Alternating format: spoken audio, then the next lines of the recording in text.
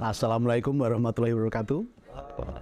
Salam sejahtera untuk kita semua. Selamat datang di Salatiga, di Rumah Kesejahteraan. Di semua yang hadir pada malam hari ini pulang dengan membawa kabar baik, ya, sukacita, bahkan memiliki harapan untuk hari depan yang penuh dengan kebaikan-kebaikan. Saya sebagai seorang konsultan ada satu kerinduan di dalam hati saya, bagaimana bisa memberi jawaban atas permasalahan banyak orang yang tiba datang kepada saya. Saya tidak peduli dengan masa lalu banyak orang, ya, apapun masa lalunya, saya tidak terlalu peduli. Tetapi saya lebih peduli dengan masa depan banyak orang. Tapi masa depan itu sangat bisa dibentuk. Ya, masa depan itu bisa dibuat. Karena masa depan itu masih suci, masih kosong, belum ada gambarnya apa-apa. Dan kabar baiknya, kita semua diberi kebebasan untuk menggambar masa depan seperti apapun yang kita inginkan dan kita harapkan. Ya, karena apa? Masa depan sungguh ada dan harapanmu tidak akan pernah hilang. Kita pengen punya masa depan seperti apa, nanti kita akan gambar bareng-bareng. Nah, kabar baik nanti apapun yang panjenengan semua inginkan nanti bisa terwujud dengan cara yang cepat, mudah, sederhana, dan ajaib. Masa depan masih suci, masih kosong, dan belum ada gambarnya apa. Tinggal kita mau gambarnya apa sekarang. Kalau disuruh milih mau gambar apa masa depannya? Ayo Bu, gambar sekarang kalau disuruh milih. Pengen masa depan seperti apa? Baik dan indah. Apa Mbak? Baik dan indah. Ya, yang lainnya ada yang mau masa depannya seperti apa? Sih naik haji, ya, naik haji. Ada lagi coba. Nah, bermanfaat bagi banyak orang. Pelajarannya ya selama ini hidup itu bukan tentang menerima, tetapi hidup itu bagaimana tentang berbagi. Sebaik-baiknya orang adalah orang yang bermanfaat bagi sesamanya, bagi orang lain. Jadi udah hafal ya? Prakteknya? Belgedes prakteknya ya. Jadi ya, nah nanti hukum-hukum ini akan berjalan ya kalau kita udah berpikir untuk orang lain. Saya selalu katakan, kalau kita sudah berpikir untuk orang lain, siapa yang mikirin kita? Kita akan dipikirkan oleh Tuhan. Tapi seringkali banyak orang sibuk memikirkan dirinya sendiri. Bapak Ibu, saya sebagai konsultan, saya selalu berpikir untuk orang lain. Karena kalau diri saya sendiri sudah selesai. Artinya kalau bicara untuk diri saya sendiri, untuk keluarga saya sudah selesai. Saya nggak perlu repot-repot untuk menerima tamu sampai jam 2 pagi sampai jam 12 malam. Dari pagi tadi tamu banyak sekali. Ya. Kenapa saya melakukan itu? Karena saya peduli ya dengan banyak. Kalau diri saya sendiri sudah selesai. Tapi tadi kan sebaik-baiknya orang adalah orang yang bermanfaat bagi orang lain. Nah, itulah yang saya lakukan. Saya, teman-teman yang sudah mengalami kelimpahan, ya tadi hidupnya harus bermanfaat bagi orang lain. Dan ternyata kabar baiknya, begitu mereka sudah melakukan hal yang sama tadi, mereka semakin diberkahi. Mereka semakin diberikan kemudahan-kemudahan. Bahkan keajaiban-keajaiban dalam hidup terjadi. Ketika mereka juga sudah belajar berpikir untuk orang, kita akan belajar hukum-hukum. Hukum ini sifatnya pasti. Jadi yang kita ajarkan nanti hukum yang sifatnya pasti. Nah, selama ini banyak orang tidak sadar menjalankan hukum juga, tapi hukum yang salah. Ya, menjalankan suatu hukum tapi hukum yang salah. Contoh, semua pengen kaya nggak? Pengen ya? Pengen kaya, pengen sukses, pengen uangnya banyak kan gitu. Selama ini apa yang dilakukan? Kalau ada orang mau kaya, mau sukses, mau uangnya banyak, kira-kira selama ini yang dilakukan apa? Kerja keras ya. Selama ini yang dilakukan untuk kaya, sukses, punya banyak uang, kerja keras. Semua gitu ya. Jangan nyar wajah gitu, wajah pekerja keras kan gitu. Nah, itu hukum yang diyakini sama nih, yang diyakini banyak orang. Jadi kalau mau kaya, mau sukses, mau banyak uang, itu harus kerja keras. Faktanya apa seperti itu faktanya? Bahwa orang yang kerja keras itu pasti sukses. Orang yang kerja keras itu pasti punya banyak uang. Nah, faktanya tidak seperti itu, tapi sampai sekarang masih dipercayai kan gitu kan.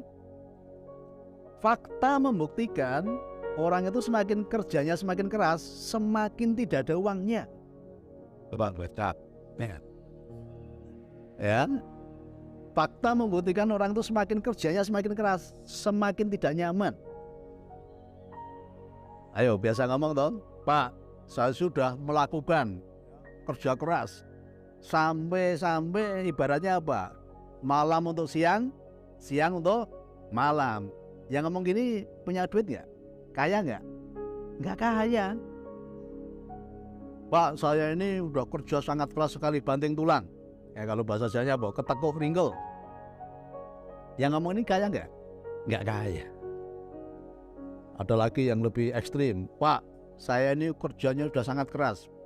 Sampai kepala untuk kaki untuk udah hafal loh. Wajah-wajah pekerja keras. Kan gitu. Kaya nggak yang ngomong ini? Nggak kaya. Nah, saya sudah ngomong lah, kamu tuh kerja tuh akrobat itu ya. Kepala untuk kaki untuk kepala kayak orang akrobat itu. Tidak kaya. Kan itu. Tapi diyakini banyak orang. Kalau yang kaya tadi pegawai itu ya wah jangan-jangan korupsi kan itu kan. Nah, kalau yang kaya tadi orang biasa kok kaya gitu, wah jangan-jangan apa mencari ya punya tuyul, punya macam-macam ini itu. Oke, nanti kita rubah ya, mindsetnya kita rubah, programnya kita rubah. Ibaratnya kalau orang kerja keras tadi itu ibaratnya seperti orang mengejar kupu-kupu. Ya, seperti orang mengejar kupu-kupu. Maka selalu mengatakan tuh cari uang kan gitu kan, cari uang, mengejar uang. Ya kita ibaratkan uang rezeki itu seperti kupu-kupu. Nah selama ini banyak orang polanya itu seperti mengejar kupu-kupu. Kira-kira sehari dapat banyak nggak kalau ngejar kupu-kupu? Capek nggak ngejar kupu-kupu? Nah, tadi capek kan, sampai ke tekuk tadi, sampai gulung komeng tadi. Kupu-kupunya nggak dapat banyak, bahkan ada yang nggak dapat. Karena selama ini tadi polanya mengejar, mencari kan itu. Namanya orang mencari itu juga kadang dapat, kadang enggak. Itu pun banyak enggaknya ya daripada dapatnya kan itu. Oke, sekarang ada cara yang lebih baik ya kira-kira supaya kupu-kupunya itu berdatangan, nggak perlu kita kejar. Ada nggak cara yang lebih baik? Sekarang kan bisa kan? Supaya kita tidak mengejar kupu-kupu, tapi supaya kupu-kupunya itu datang itu bisa nggak kira-kira? Bisa. Dengan cara apa?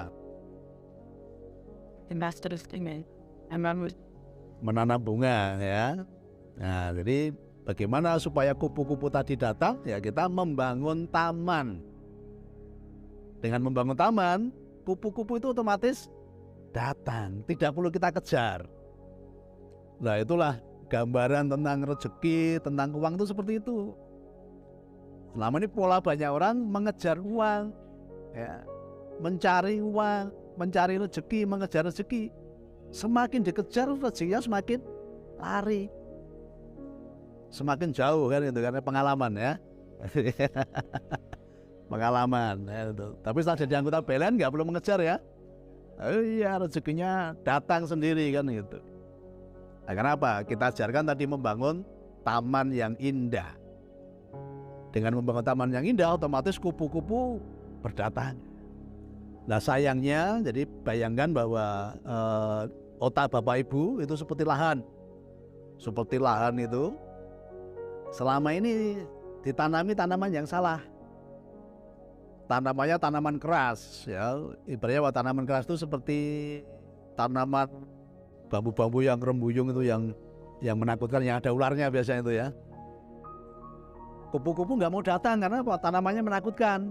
Nah, nanti di sini tanaman yang keras tadi dicabut dulu, cabuti semua. Dicabuti, dibajak, terus kita tanami bunga, gitu. Supaya nanti kupu-kupu berdatangan. Nah, selama ini banyak orang mengikuti berbagai seminar, itu ibaratnya apa? Lahan yang ada tanaman keras tadi, tiba-tiba dikasih bunga. Kira-kira bunganya bisa hidup nggak? Nggak bisa hidup. Kalau hidup pun sebentar, paling sehari, 2 hari, 3 hari. Itu kita masih ketika dikasih materinya orang sukses ikut seminar ya, tadi masih ada harapan. Ketika dikasih materi seminar, masih semangatnya masih ada. Tapi sehari, 2 hari, 3 hari udah habis lagi, hilang lagi semangatnya. Karena bunga yang ditanam tadi nggak bisa tumbuh. Karena masih ada pohon kerasnya, masih ada tanaman kerasnya. Nah, makanya nanti tanaman kerasnya cabut dulu, dibajak, baru nanti tanami bunga gitu loh. Nah, nanti kita akan ajarkan prinsip-prinsip untuk menjadi kaya. Ya, nanti saya akan tanamkan prinsip-prinsip untuk menjadi kaya. Padahal kalau orang kaya itu harus menyadari bahwa dia itu berkelimpahan, bahkan merasakan kelimpahan. Nah, bagaimana caranya merasakan kelimpahan? Harus dengan berbagi. Jadi kalau kita berbagi, itu pasti kita merasakan kelimpahan. Hukumnya begini hukumnya, ya. Ini hukum ini pasti. Siapa menebar harta, dia akan bertambah kaya. Tetapi siapa menghemat secara luar biasa, dia akan selalu kekurangan. Ini hukum. Ini hukum yang dibuat oleh Tuhan, ya. Jadi kalau kita mau kaya, justru harus berbagi, bukan menghemat. Jadi kaya itu dicipta dulu, dirasa dulu kaya itu. Ya, dirasakan dulu. Kalau Anda sudah bisa merasakan rasanya orang kaya, udah pasti Anda nanti menjadi kaya. Jadi apapun yang nanti ingin Anda terjadi dalam kehidupan Anda, rasakan dulu dalam hati.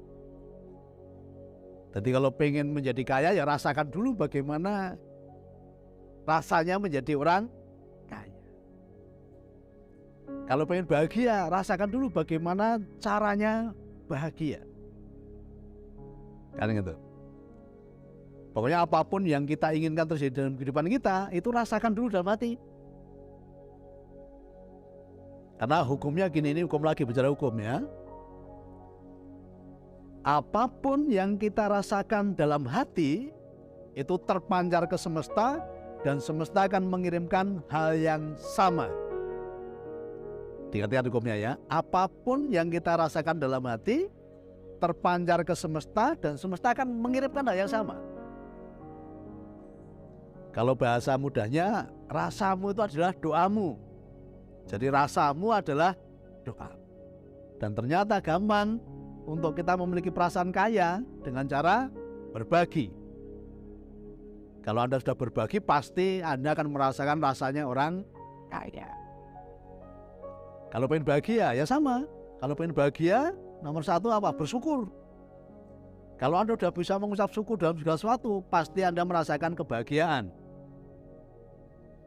Ya, pokoknya dalam segala sesuatu mengucap syukur, karena hukumnya apa? Tuhan ikut campur tangan dalam segala sesuatu untuk mendatangkan kebaikan. Ya, di dalam segala sesuatu Tuhan ikut campur tangan untuk apa? Mendatangkan kebaikan. Nah, seringkali kita selalu melihat apa yang di depan mata, wah ini masalah besar, wah ini sesuatu yang berat kan gitu. Padahal di balik semua itu sebetulnya ada maksud Tuhan, ada maksud yang indah. Lah hukumnya apa? Hukumnya begini, aku tergantung prasangka hambaku. Jadi apapun yang datang itu masih netral. Ya, apapun yang datang dalam kehidupan kita itu masih netral, belum ada artinya apa-apa. Kalau kita bisa berprasangka baik, dia akan menjadi baik. Ingat-ingat ya. Jadi kalau kita berprasangka baik, dia pun akan menjadi baik. Tapi kalau kita berprasangka buruk, hal yang baik pun datang ke kita, tapi kalau kita berprasangka buruk, itu pun akan menjadi buruk. Maka di sini ada istilah yang sering diucapkan oleh anggota, hutang lunas tanpa bayar. Ya, dulu banyak orang ngomong gini, Pak, saya ini takut hutang Pak, kan gitu. Lah saya santai jawabnya, labimu, kamu tuh bukan takut hutang, takut lem bayar, kan gitu kan. Kan bukan takut hutang loh, takut bayar itu. Lah sekarang kalau ada hutang lunas tanpa bayar, piye? Warnane ku kula purun gitu kan. Kalau itu saya mau Pak, kan itu. Akeh tunggale kan gitu kan. Nah, di sini terjadi hutang lunas tanpa bayar. Bahkan orang yang sudah tadi rumahnya mau disita, yang sudah mau dieksekusi bank, semuanya selesai. Semuanya selesai. Karena kalau kita menjalankan hukum tadi, itu sifatnya semuanya pasti. Jadi pasti kaya, pasti berkelimpahan. Akhir kata, wassalamualaikum warahmatullahi wabarakatuh.